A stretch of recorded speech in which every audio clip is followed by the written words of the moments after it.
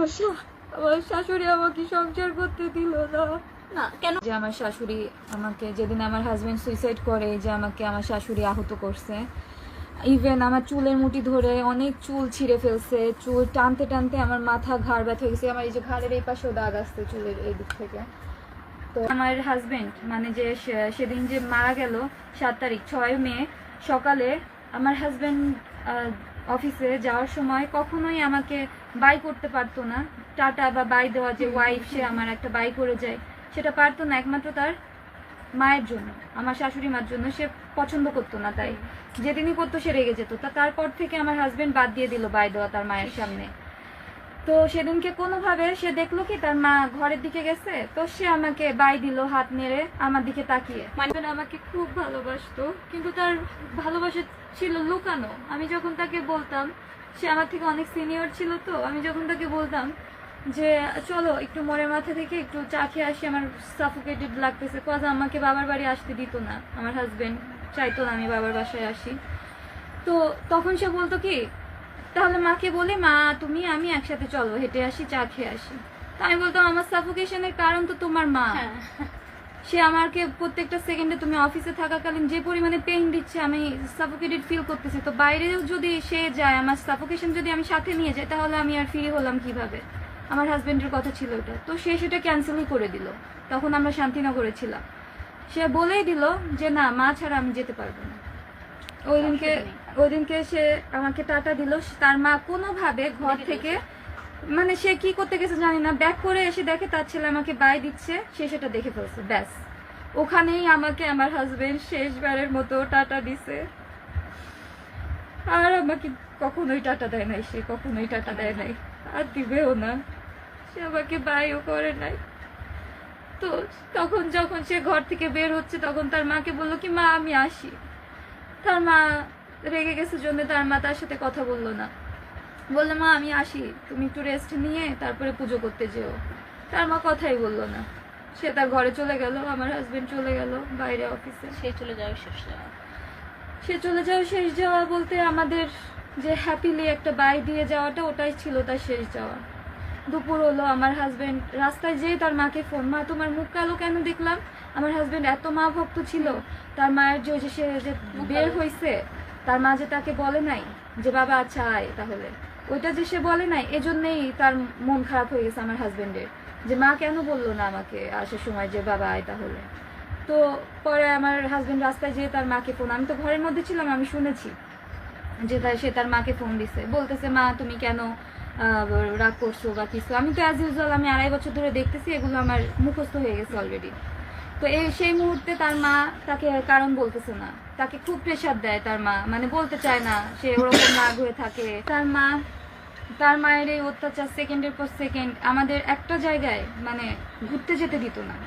আমরা হানিমুনে গিয়েছি, সে সাথে যাবে, সে রাগারাগি, আমরা একটা রাত মাত্র হানিমুনে যে কক্সবাজার কাটাতে পারছি। তার মায়ের রাগের কারণে সে আবার ব্যাক করছে, যে মা রাগ করে আসছে, সে যেতেই পারলো না। আমরা ঢাকাতে থাকাকালীন যে কোনো জায়গায়, রমনা পার্ক হোক বা যে কোনো একটা ঐতিহাসিক স্থান হোক, ঢাকাতে তো সবকিছু সাজানো, সব জায়গায় সে তার মাকে নিয়ে গেছে। তো একটা পর্যায়ে বিয়ের 6-7 মাস পর্যন্ত আমি খুব ভালোভাবে তাদের সাথে মেইনটেইন করে চলছিলাম। ভিডিওতে দেখেছি আপনি খাইয়ে দিচ্ছেন আপনার শাশুড়িকে, হ্যাঁ হ্যাঁ, বা জড়িয়ে ধরেছেন, হাসছেন। আমি আমার শাশুড়ি মাকে বিয়ের প্রথমে আমার মা বলতাম, তুমি করে কথা বলতাম, তাকে অ্যাড্রেসিংটা ছিল আমার তুমি, মা তুমি খেতে আসো, মা তোমার কি এটা লাগবে, মা তোমার কি ওটা লাগবে। 6-7 মাস পর্যন্ত আমি এটা মেইনটেইন করছি। আমি কষ্ট পাইতাম, ভিতরে ভিতরে কষ্ট পাইতাম যে আচ্ছা আমার তো স্পেস হচ্ছে না, বা আমি যেটা চাচ্ছি আমাকে তো তারা বুঝতেছে না, আমি শুধু তাদের জন্য করে যাচ্ছি স্যাক্রিফাইস। তো এই 6-7 মাস যখন আমি স্যাক্রিফাইস করলাম, একসময় দেওয়ালে যে পিঠ থেকে গেল, কারণ তখন অনেকগুলো অপবাদ আসতে থাকলো যে আমি এত কিছু করতেছি তাদের জন্য, এত স্যাক্রিফাইস করতেছি, তারপরেও তার মা আমার হাজবেন্ডকে নিষেধ করতেছে যে অফিসে যে বউকে ফোন দেওয়ার কি আছে। আমার হাজবেন্ড বললো যে মা ও দুপুরে খাইছে কিনা, এই জন্য ফোন দিয়েছি। আমার বাবার বাসা থেকে আমার শ্বশুর বাড়িতে, মানে আমার হাজবেন্ডের বাসায় একবারও যাওয়া হয় নাই। আর আমার মা বাবা কখনোই যায় নাই, কখনোই না, কখনোই না, কখনোই না।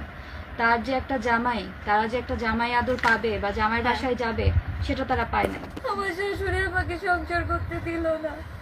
আমি ওনাকে বলেছিলাম যে মা একটু স্পেস দেন, আমি আমার হাজবেন্ডকে নিয়ে একটু সংসারটা করি, দিল না। আমার হাজবেন্ড জবে থেকে আমার হাতে রান্না ভালো খাওয়া শুরু করলো, সে আমাকে রান্নাও করতে দিল না। সে আমার হাজবেন্ড বাজার থেকে কি বাজার করতেছে সে আমাকে দেখতেও দিত না। সে সব কিছু নিজে নিয়ে নিজের মতো রাখতো, নিজের মতো রান্না করতো। আমি ওকে বুঝিয়েছি যে দেখো আমার জীবন থেকে এই টাইমটা চলে যাচ্ছে, আমি আর পাবো না।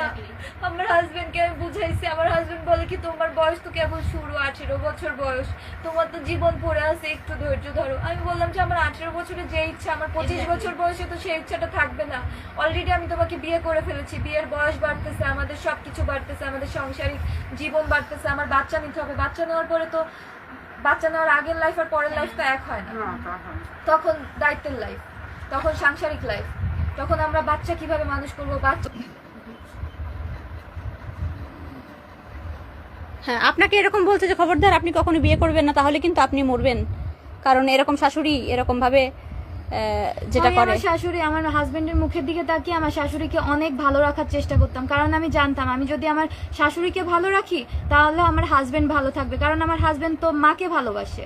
তো আমি যদি আমার শাশুড়িকে ভালো রাখি তাহলে আমার হাজবেন্ড ভালো থাকবে।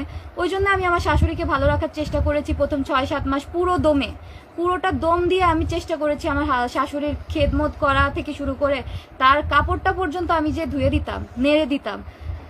তারপরেও তার মন পায় নাই, সে তার ছেলের সাথে আমাকে একটা মুহূর্ত একা থাকতে দিত না। 6-7 মাসে এত কিছু করার পরেও থাকতে দিত না, তখন আমার দেওয়ালে পিঠটা ঠেকে গেল। তো লাস্টলি আমার হাজবেন্ড কথা বলছে তার মার সাথে, কথা বলে বাসা থেকে বেরোয় হয়ে গেছে, আর কথা হয় নাই। ওই দিনকে ওই সকালের পর থেকে আমার হাজবেন্ডকে ও যাওয়ার আগে আমাকে একবার বাইও বলে যায় না, একটা হিন্টসও দিয়ে যায় নাই যে আমি বুঝবো। ও আমাকে বলেও না যে তুমি ভালো থেকো, কোনো হিন্টস দিলে আমি বুঝতে পারতাম যে ও কিছু একটা করতে যাচ্ছে, আমাকে কিচ্ছু বলে দেয়, কিচ্ছু না, একটা ফোনও দেয় না।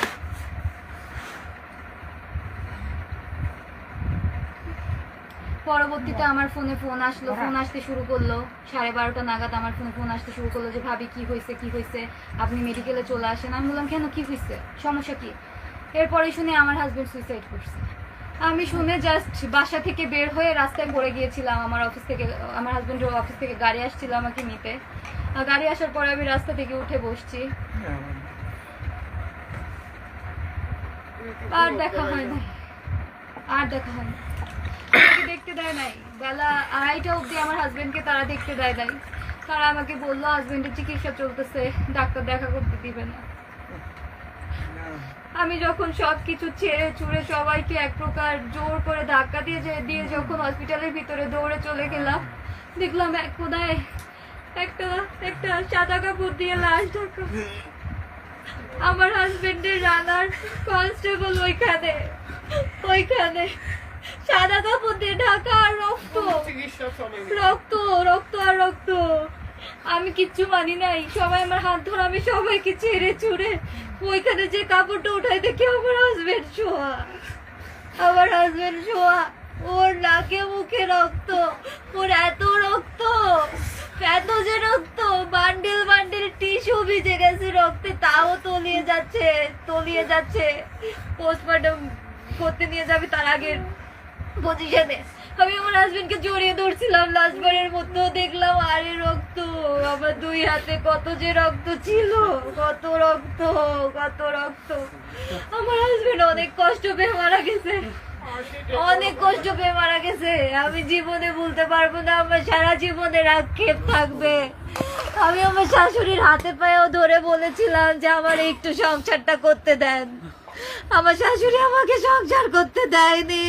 আমার আক্ষেপ থেকে যাবে, আমার বয়স 20, আমার সারা জীবনের আফসোস থেকে যাবে আমার হাজবেন্ডকে নিয়ে, যাকে আমি জীবনে প্রথমবার ভালোবেসেছিলাম, আমার স্বামীকে, তাকে নিয়ে আমার সংসার করা হলো না। আমি কিভাবে বাঁচবো?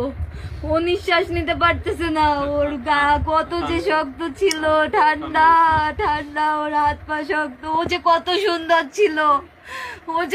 সুন্দর ছিল, আমার হাজবেন্ডের মতো সুন্দর ছেলে আমি দেখি নাই আমার লাইফে দেখি নাই। ও আর আসবে না, ও আমাকে এসে জড়িয়ে ধরবে না। ও যাওয়ার আগে আমাকে একবার বলেও গেল না, যাওয়ার আগে আমার একবার হাগও করলো না, জড়িয়েও ধরলো না। ও নিজের মতো চলে গেল, কত অভিমান কত কষ্ট নিয়ে যে ও চলে গেল, কত অভিমান নিয়ে চলে গেল। আমাকে নিয়ে যেতে পারতো, ও তো আমাকে ভালোবাসতো, ও তো জানতো আমি ওকে ছাড়া বাঁচবো না। ও তো আগে আমাকে শুট করতে পারতো, তারপর তো নিজেকে শুট করতো, দুজনে একসাথে চলে যেতাম, তাহলে তো এত কষ্ট সহ্য করতে হতো না। আজকে আমাকে এই যে প্রেস মিডিয়া, এই যে লাইভে আসতে হচ্ছে আমার স্বামীর মৃত্যু নিয়ে, আমাকে কথা বলতে হচ্ছে। আমার স্বামী আমাকে কি করে দিয়ে চলে গেল।